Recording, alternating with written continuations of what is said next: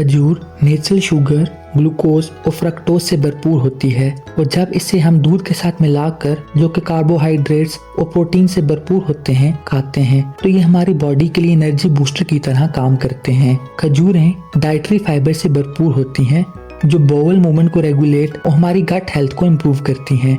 गर्म दूध के साथ इसकी सर्विंग कब्ज और गैस के लिए एक बेहतरीन रेमेडी है।